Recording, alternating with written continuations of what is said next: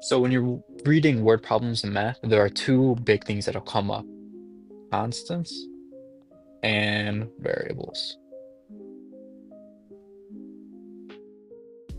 Constants will typically be any number in the word problem, and variables will typically be a name. And to represent these in a math equation, the constant will be the number itself, and the variables will be a letter in the English alphabet, typically X or Y, but it can be any letter.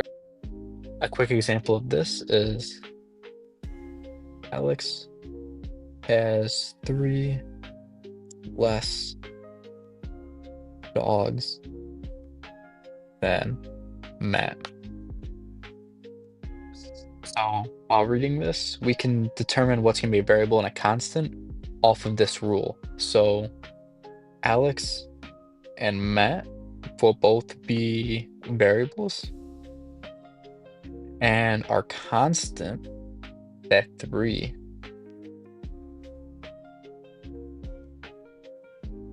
so when we're expressing this as a math equation, we're going to say Alex is going to be A for the name equals 3 less dogs than Matt. So I'm going to have M minus 3 because we want 3.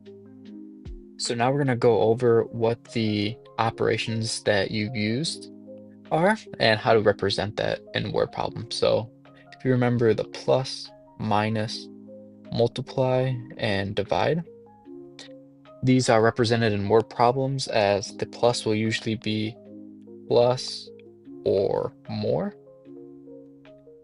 The minus sign will typically be subtract,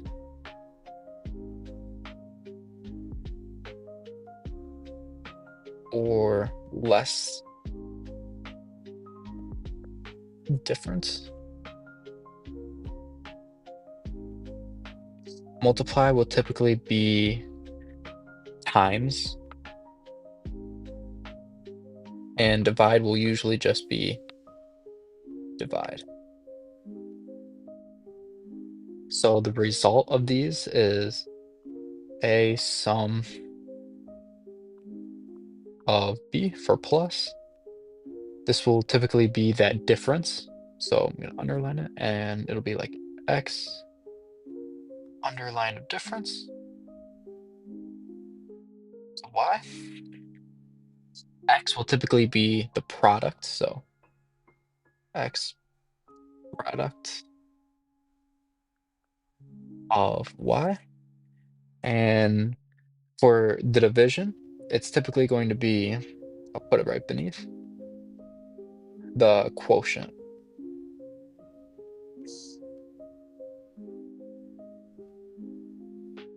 of x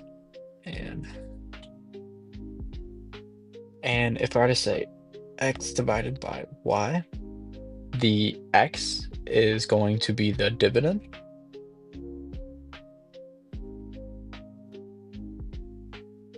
and y is going to be the divisor. Now I'm going to erase all this, and then we're going to do examples of these so we can create expressions using them. So I'm going to say for the plus one, the sum of 6 and 3. For the minus, I'm going to do the difference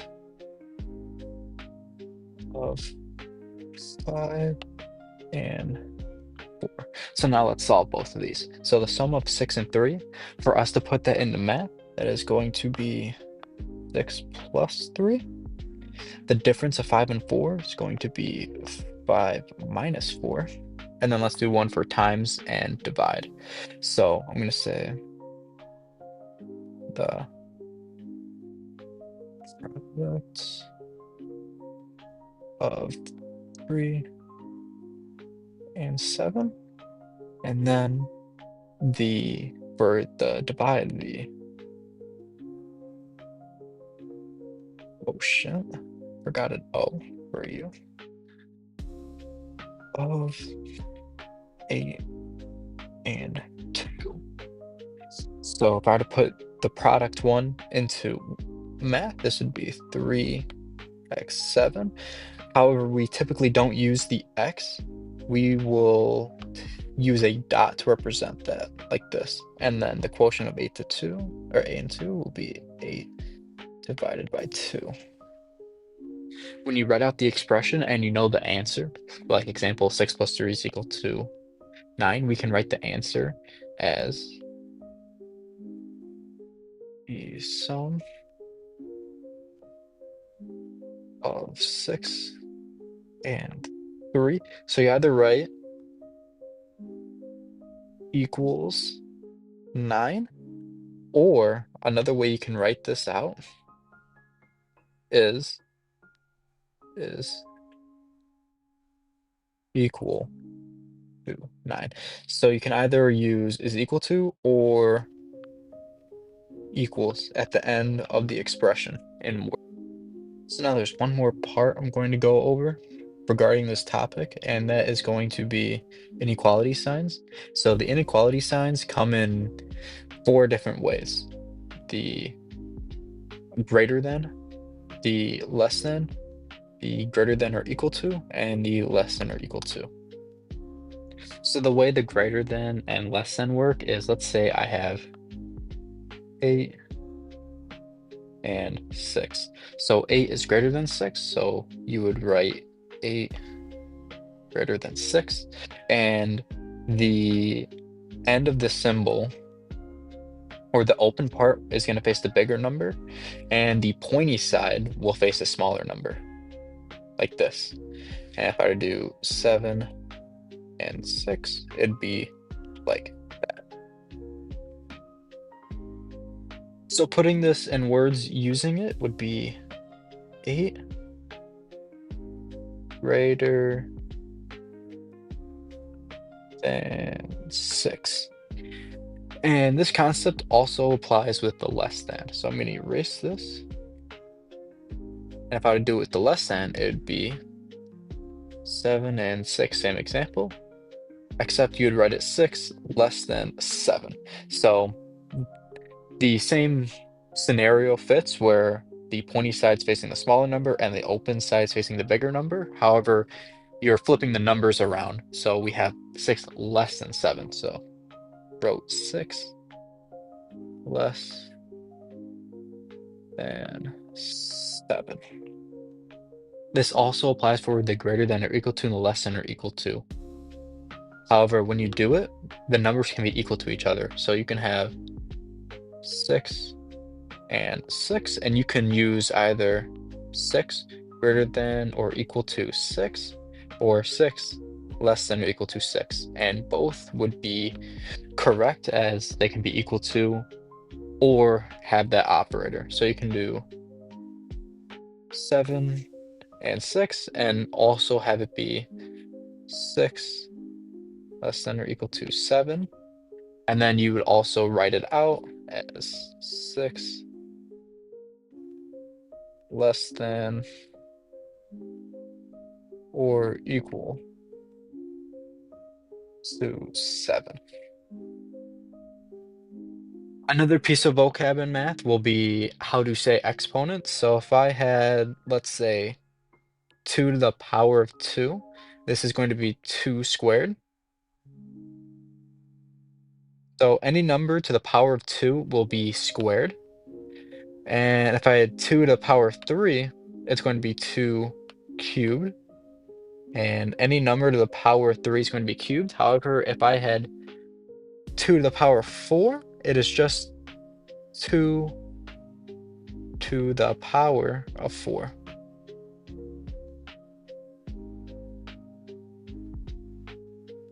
Or it is also called 2 to the 4th power. And the square could be 3 squared, it could be 3 cubed, or it could be 3 to the 4th power, or 3 to the power of 4 right up here. So when you're going to combine like terms, you're primarily looking at three things. And I'm going to show an example. So you have 3x squared. So these things are going to be the coefficient or the number in front, the variable or the letter attached to the coefficient, and then the square or the exponent on that variable.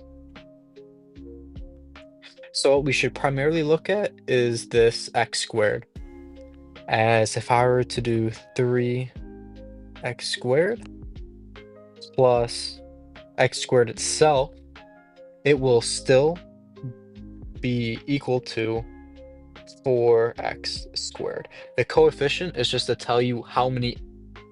So now let's do another example. Let's say I have 5x plus 4y plus 2x cubed. So looking at this equation right here, nothing can be combined. So if we were to simplify this equation by combining all like terms, it will just be the same equation that we have because the variables right here and here are going to erase this so we can do another example. Let's say I have 10x plus 20y plus 30x minus 10y. So what I'm going to do to make this a bit easier, which you're allowed to do, is you can rewrite the equation to put like terms together. So I'm going to look at my equation and I noticed two variables, that x and the y. So I'm going to put these two like terms together as nothing has powers to them, so I'm not going to worry about powers or exponents. So I'm going to rewrite this as 10x plus 30x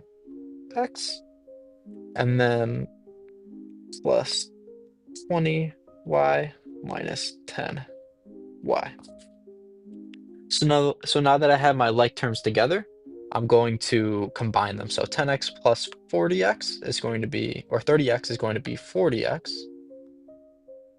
And then 20y minus 10y is going to be 10y. And that will be my fully simplified equation by combining my like terms. And you don't need to move like terms together in an equation. If that doesn't make sense to you, that's okay. You can just see that 10x plus 30x, that these are like terms, and 20y minus 10y, these are like terms. And you can combine them, and you can skip this step entirely to go from first step to last step, and that will be correct. However, on exams and tests, you're going to want to show this step to get any extra points that. So I'm going to do one more example. This is going to be, so I'll do 10x squared plus 4y squared minus 15x squared plus y squared plus 5x. Okay, so first thing we have to do is we have to multiply this 3 out of the parentheses.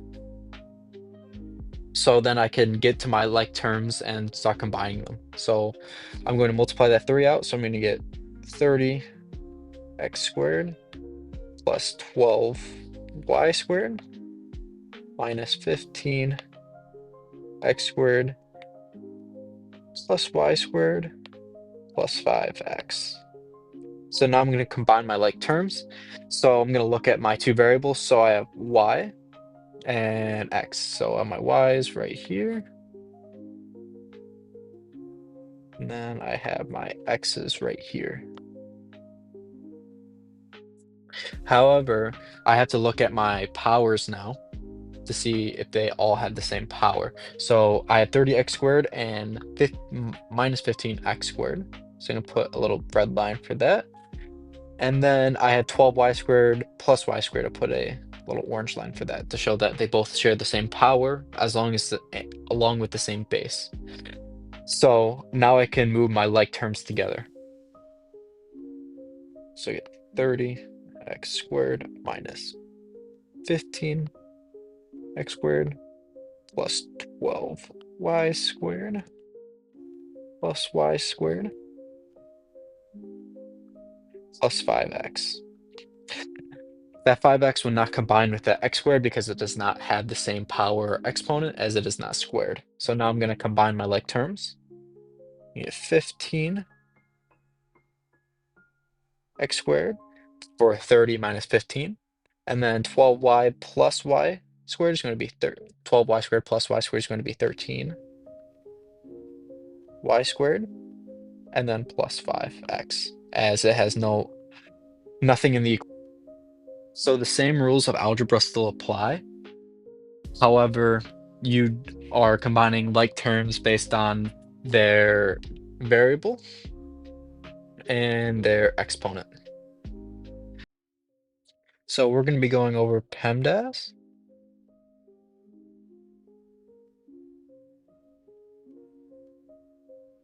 And PEMDAS is an acronym that will help you solve equations. So PEMDAS stands for parentheses,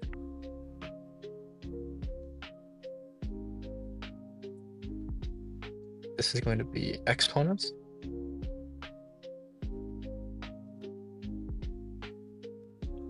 this is multiply or multiplication, this is going to be division,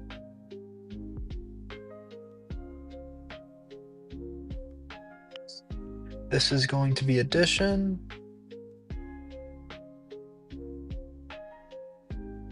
and the last one is going to be subtraction.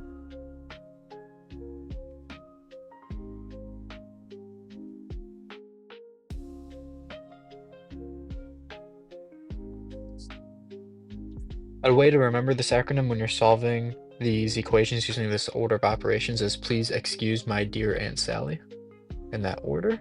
And that will help you remember that's parentheses, exponents, multiplication, division, addition, and subtraction. So going to create an example real quick.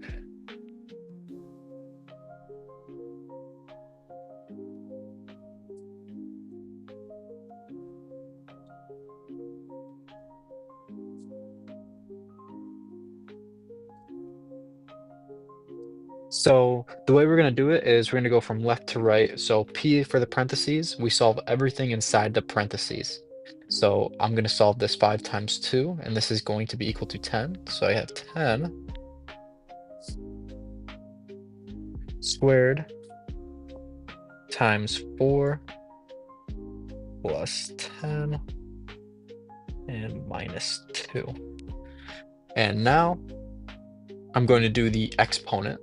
So this will then become 10 times 10, which is 100. And this is going to be 100 times 4 plus 10 minus 2. And now the next one is the multiplication.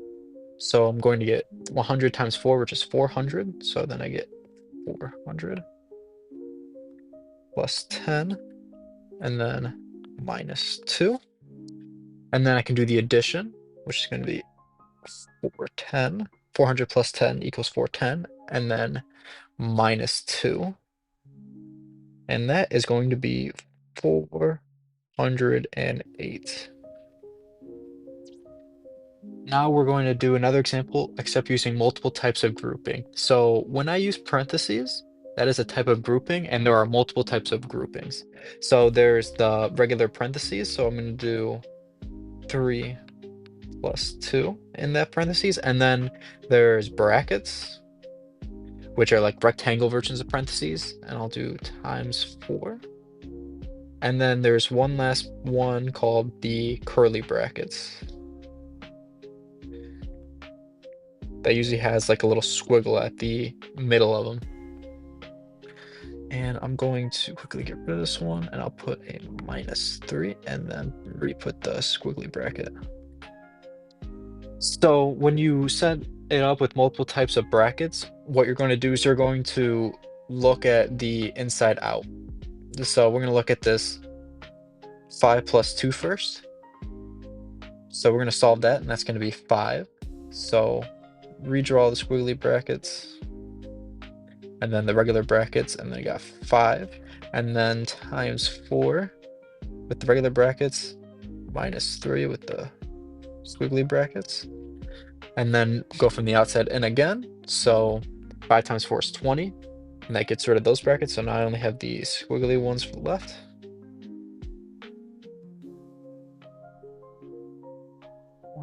And -3, squiggly brackets back, and that's going to be 17. And this entire setup can be done just using regular parentheses. And a lot of the time in math and engineering, you'll just see parentheses. You won't see brackets or the curly brackets used as much. So a quick example of this would be 3 plus 4 in one set of parentheses, second set -2, then a third set times 2. So you do the same order of operations where you go from the inside out. So you have 3 plus 4, which is going to be 7. So you're going to get 7 minus 2, parentheses, another set, times 2.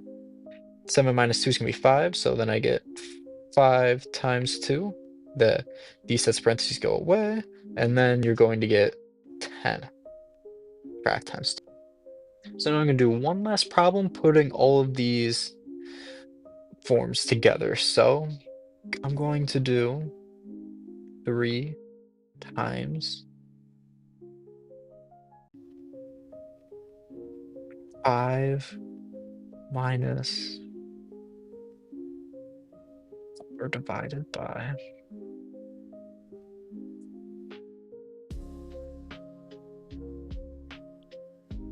3 plus 5 divided by 2.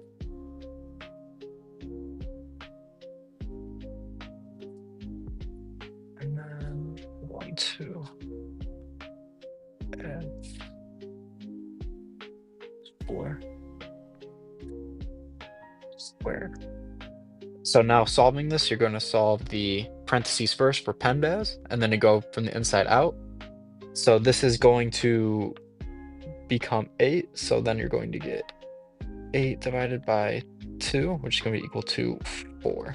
So now we can rewrite this as 3 times 5 minus 4 divided by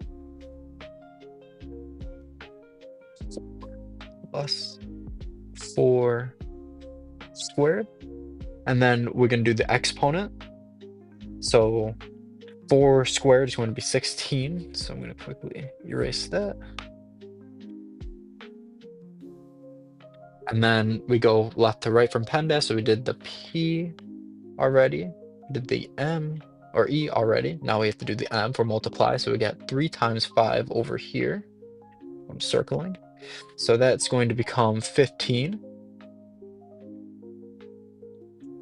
So now I have 15 minus 4 divided by 4 plus 16. So I have my M step done. Now I have to do my D step for divisible or division. So I have 4 divided by 4 over here. I'm going to quickly circle this. And that's going to become 1. So I'm going to erase this, put a 1. And we're done with the division step. And now the addition step is going to be that 1 plus 16, circling it right here. And then 1 plus 16 is going to be 17.